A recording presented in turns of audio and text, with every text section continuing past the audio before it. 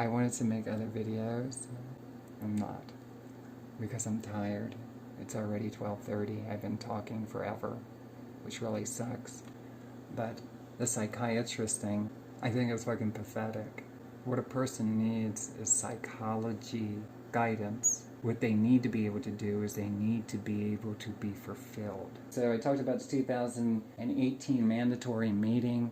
I couldn't believe that I was hearing that again, considering I'm done living over in Huber Heights, because I heard that more than you can imagine when I was homeless by different people. I talked about the relocation of the pain and expenses and everything. That was important to me to bring up because I was trying to become more optimistic, knowing I wanted to record this, I want to be done.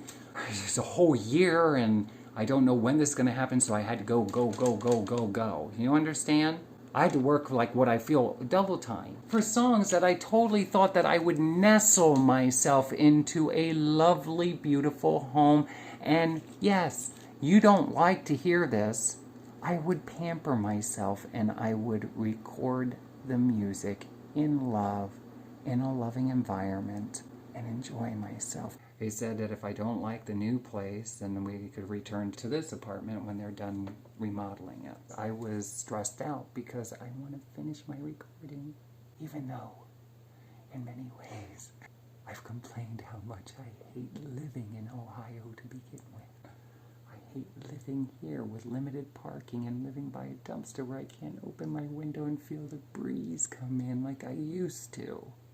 Well, that doesn't matter. You don't need that. And let's look to other people. They don't have it either, so you shouldn't. You should learn to be more grateful for what you do have. You see how this is? Do you know what I'd like to do? I'd like to take every pastor that's ever said that and slowly listen to them and push them into a grave and close it and fucking kick dirt on it. You don't learn to be grateful, Joyce Myers.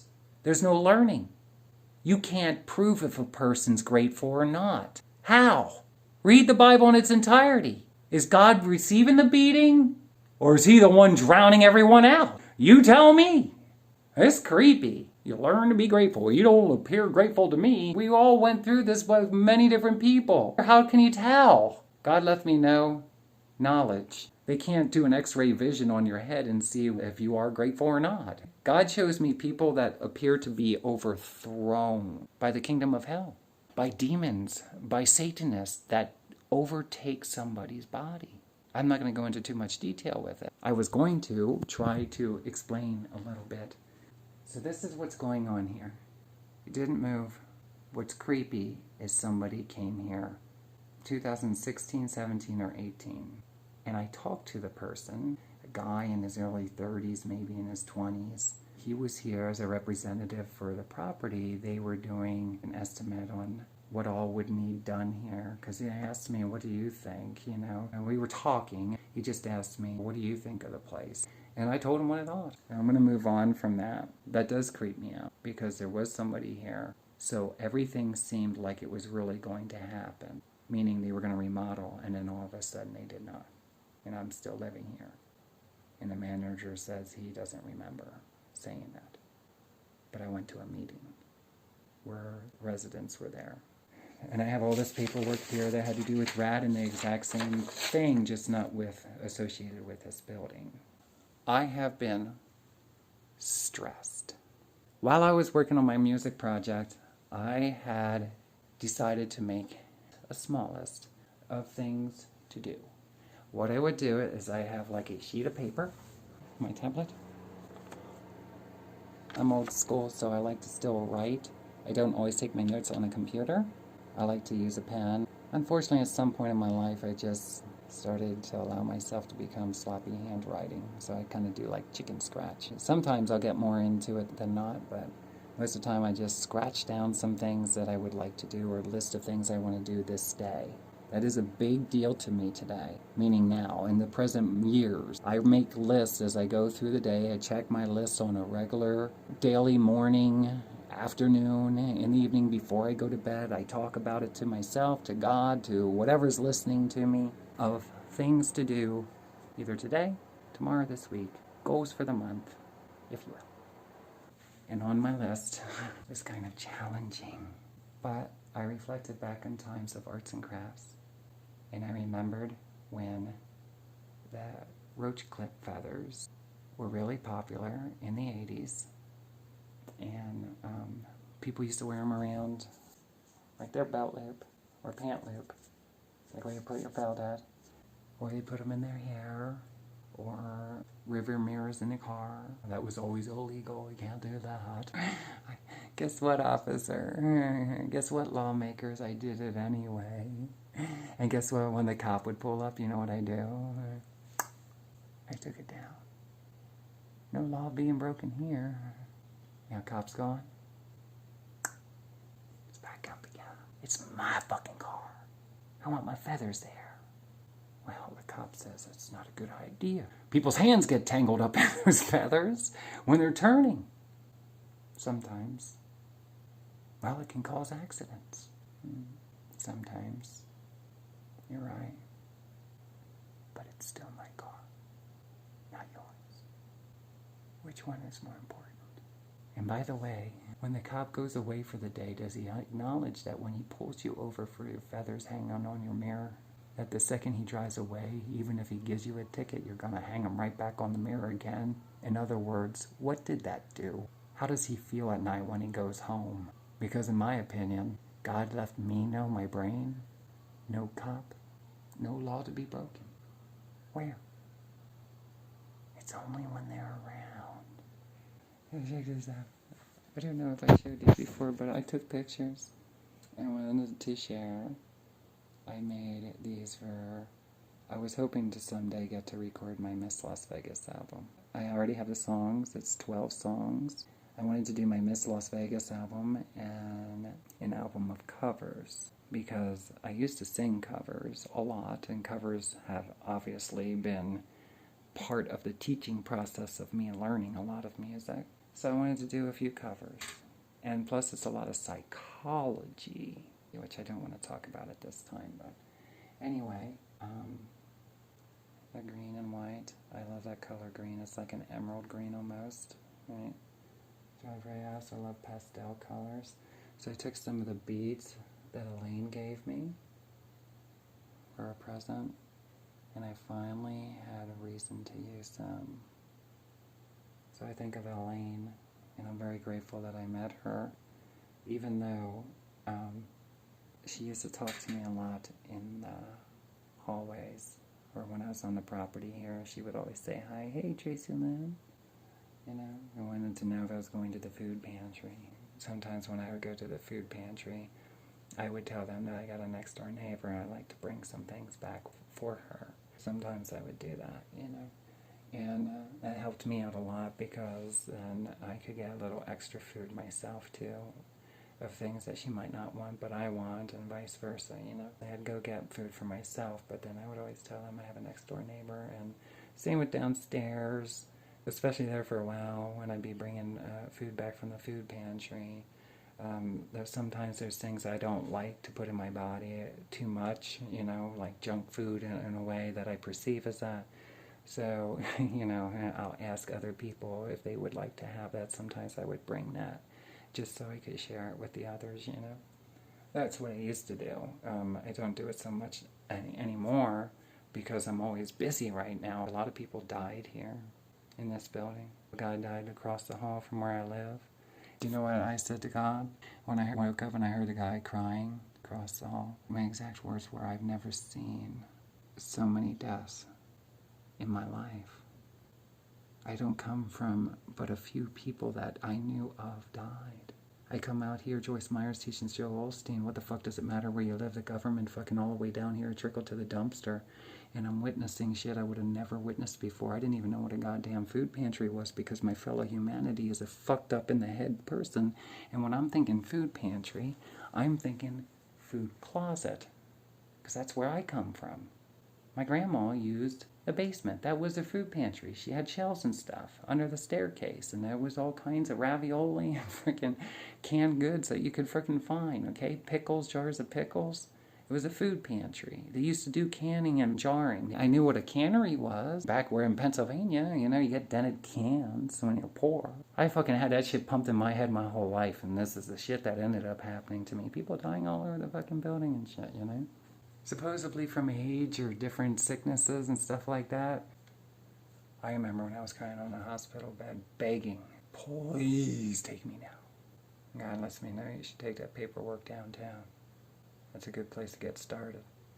You know why? Because that's a major lawsuit. Because that's what it's like being an American. You scream, death come to me. Because this is no fucking life. The Christian community warps people's fucking mind. Check this out. Miss Las Vegas. And isn't that pretty? I was hoping I'd have my other camera when I'm doing this. I was only hoping to make an hour-long thing. I just want to share this really quick. I made the purple. I love purple a lot. And even though I liked purple, sort of, then, I didn't really have a favorite color. I just knew I was sick of blue because all the boys like blue, you know? It just seems so typical. And I didn't know, but it didn't seem like there's that many colors to really choose from. And long story short, it's when I started to read the Bible. And it talks about the purple scarf. And then it started to become more and more and more and more and more dominant in my own life. To the point that I would say purple is probably my #1 favorite color, but I do love emerald green. I like pastel colors a lot. So, you know, red, you know, depends. I'm kind of redded out with my car right now because I've had a red car for a long time. Okay, right here it is. Check this out. Playfully purple. Isn't that neat? And then I made another one with my name on it. And I did all of this with the beads that Elaine gave me. And I was so grateful that I had use for them because I had it sitting over here on my dresser. Ever since she gave it to me as a gift, I made one bracelet. Unfortunately, it broke. It didn't last too long. It was like a really skinny, like slinky kind of string that came with it.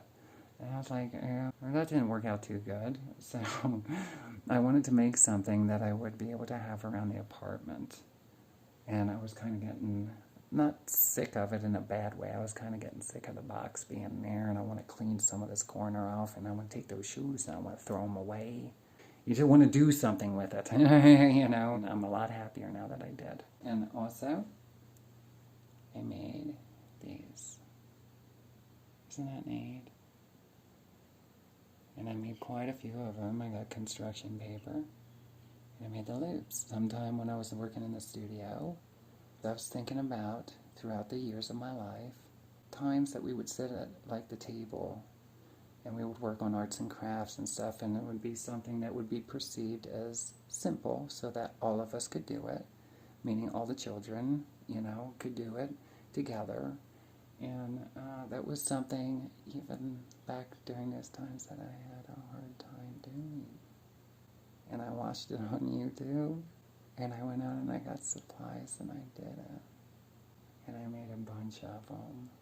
I thought they would look pretty, like around a Christmas tree or something, you know?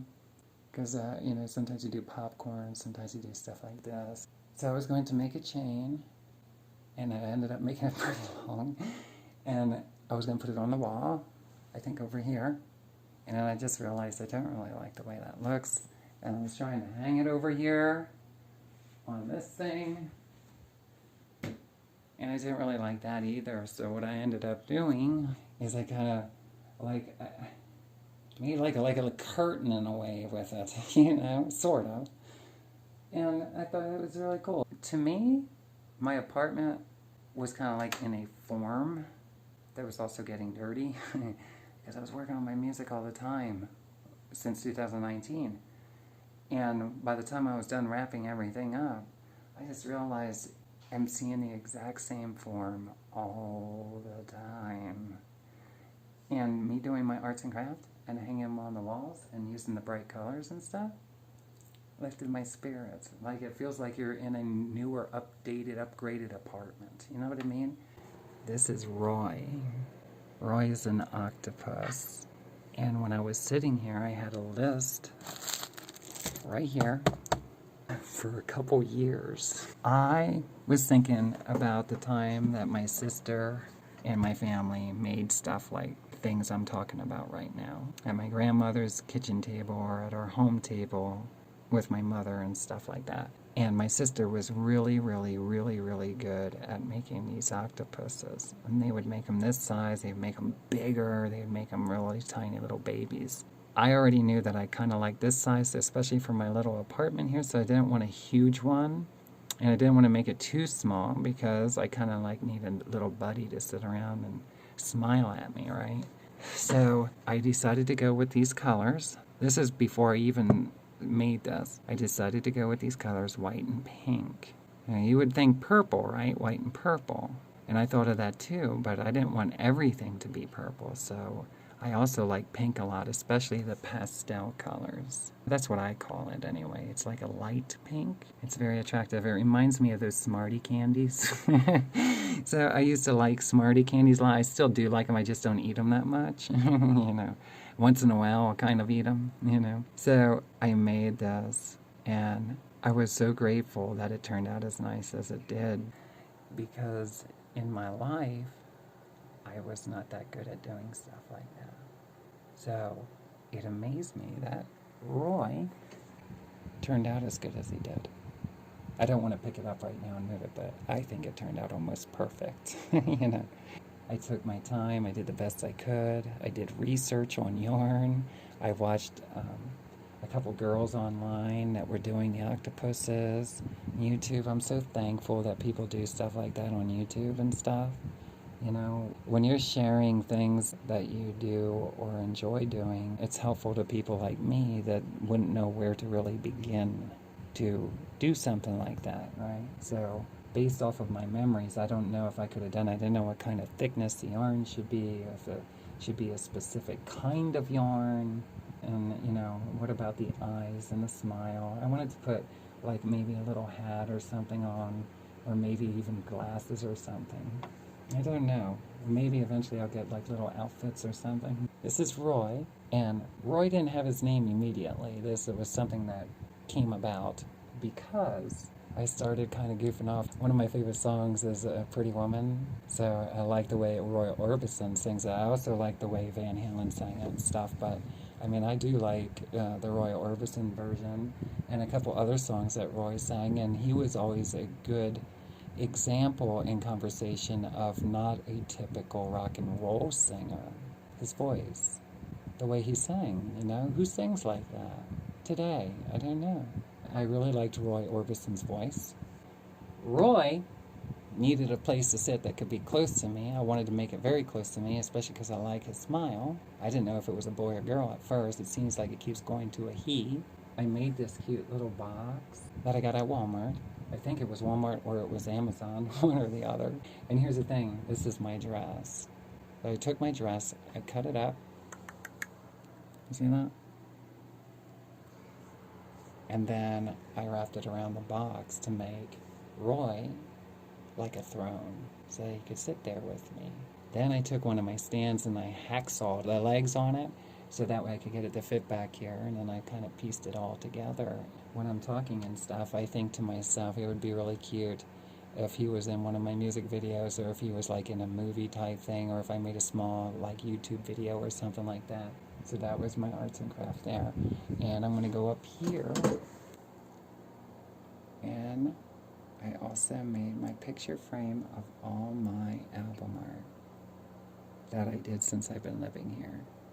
Playfully Purple, Dayton, Ohio, USA. Then I did my Could Have It All / Ragtop. Magical Bride is the fourth, which is like remakes of some of my songs. My DVD. I really like that, and it makes me laugh. And then I have some singles too, because I did different versions of some of my songs. So Heartbreaker, Crazy Life 2018. I have another version of that too that I don't want to share just yet, but it really turned out good. And I got this Heartbreaker AV, so there are different endings. It's the same song, different endings. Anyway, then I have my promos. And then this here is what I did for my logo. I added me to it. I made this at Huber Heights when I used to listen to Joel Osteen and Joyce Myers a lot. It's a cross with a V on it. When two come together, magic occurs, magic happens. That's something that was with me during those times, and keeping Jesus the center of dreams. That's what I was trying to do during some of the more difficult times in my life. And this necklace is what I wore in my I Know video in 2013 and 2023. I kept it all that time, and I kept it packed away.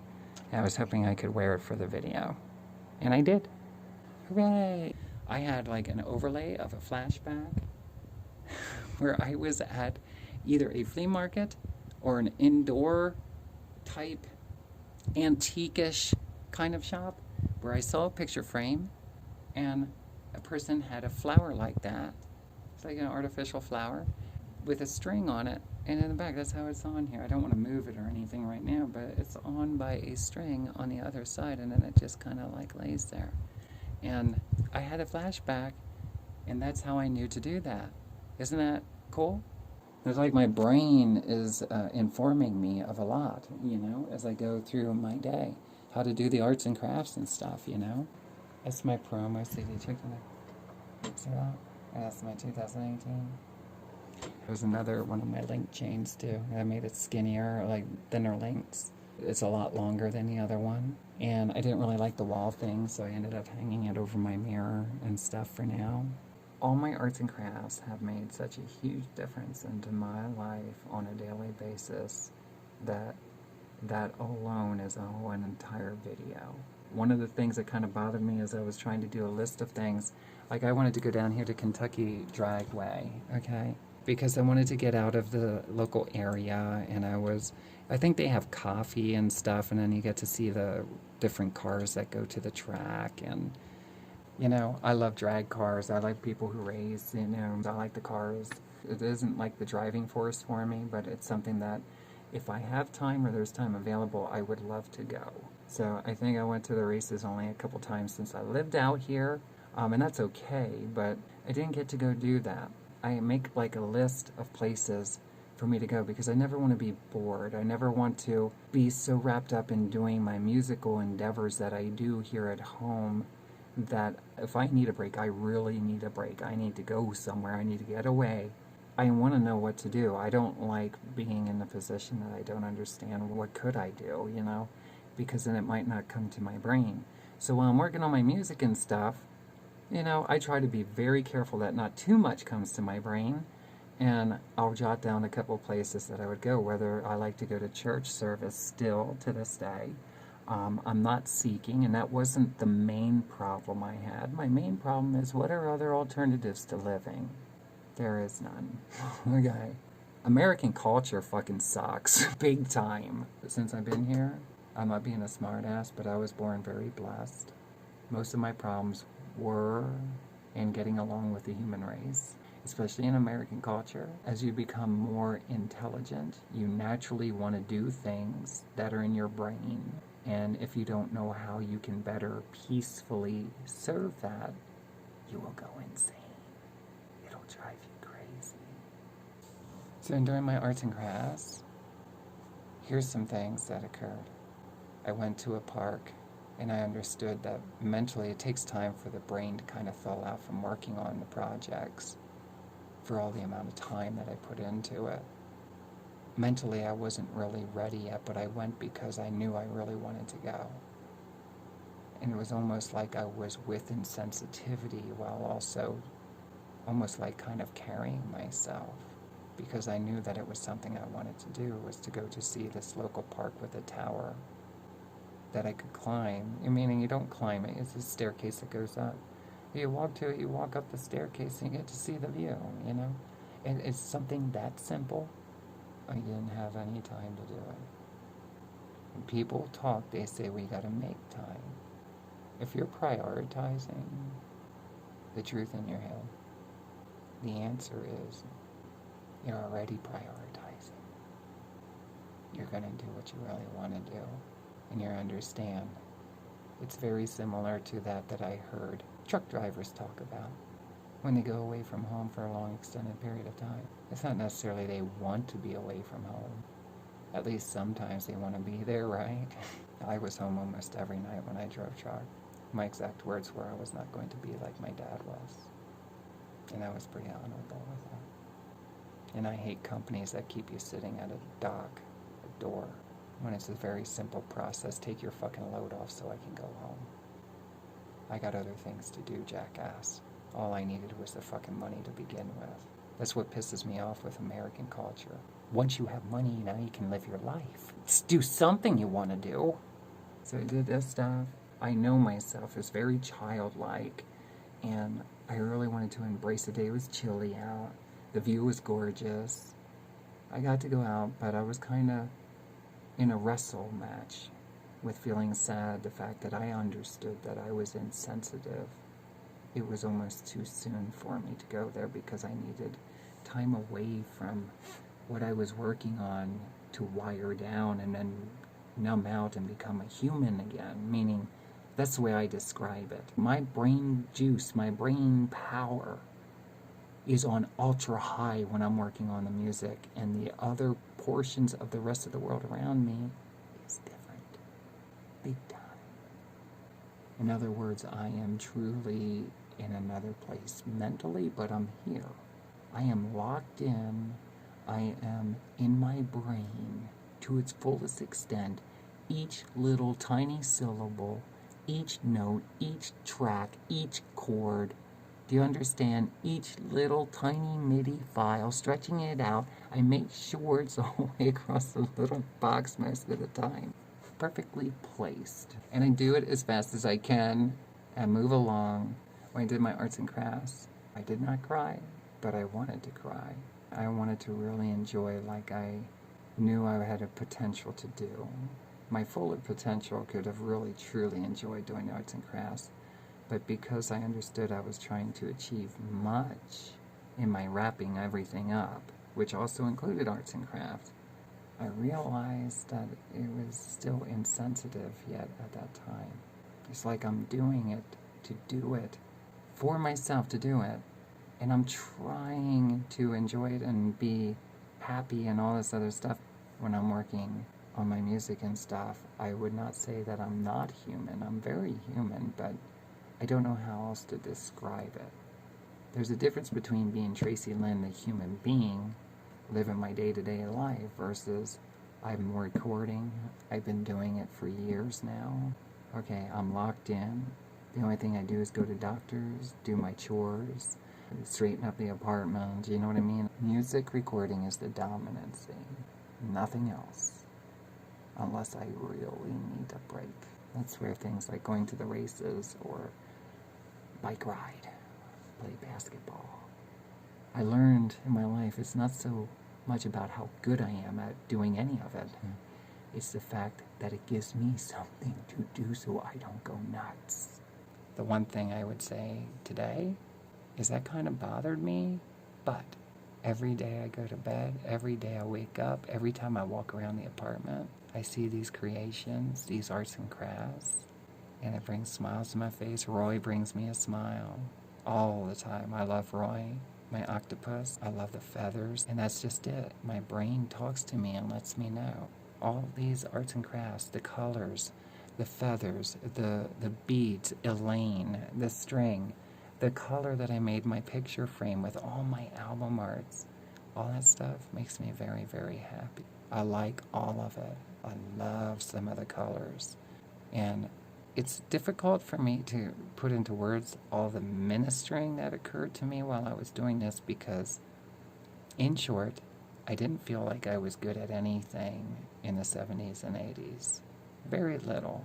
My gift was playing with matchboxes and pretending. I would tell people I have a great imagination. Okay, but outside of that, I don't feel very able. It didn't stop me from living life. It didn't stop me from doing things. It didn't stop me just like riding bike. I was no stunt devil. I didn't do what some of the other kids did, but I rode bike and I loved it. It didn't stop me from living, even though I wasn't like the other kids that were doing stuff. So you get into arts and craft, I would be one, I observe other people, and I've done this as I go through life, and I see them as extremely gifted, talented, their arts and craft, their creations, they come out really, really nice and neat and glue-free, and mine come out really, really, really sloppy and stuff, you know, back then.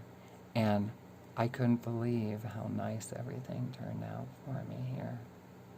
I kept telling myself I must remain patient, have fun. This is supposed to be fun to me, okay?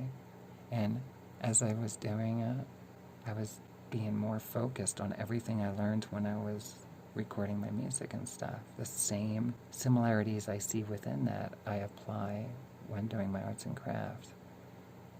Or I apply when I'm working on, like, my car or something. Like, I recently did body work. I use the same psychology, similar anyway. Psychology is what I do when I'm working on my music, or I'm working on a music video, or my photographs. That's how Roy came about, okay? And then later on, I didn't know what to call Roy. And sooner or later, when I was driving my car, I forget where I was going, but all of a sudden, he started talking to me, though he wasn't even with me, singing and stuff. And here's the thing. I said, I'm going to call you Roy, because he likes, evidently, Roy Orbison songs. Because he sings them through me. That is my video update, which was only supposed to be about 45 minutes, and it ended up being way over that. I got one more video blog that I really, really want to do. This is my list. One of them that I had for a very, very, very long time. One of my lists about this size was sitting beside me here in the studio for over a year and a half. And it was kind of irritating me because I wanted to do a couple of the things. But I understood to stay very focused on getting the music project done and anything else that I must do in between. You know, like go for groceries and stuff like that, or go to my doctor's appointments, etc., etc. I wanted it that way. I wanted to do it. That's what I'm trying to say. And I stayed true. This is reality. I tried to stay as true to the truth inside my brain. And if you were listening to anybody else, I would have steered away from working on the music, and that could take 30 years to do. 40 years. Will you even have an album in this lifetime? Meanwhile, I had to argue and fight within my own brain over the fact that I always wished that things would have turned out a lot different. But when you're working on your music, you can't be working on the other things in life you would love to be working on as well. That's how I know I would never do music like other people. They are not the best fucking example for me. They give you an illusion that you have the opportunity to be with other people in your life to share. And the truth of the matter is, I don't see sharing when I gotta pay somebody to play with me. I'd rather kick them in the face. Okay?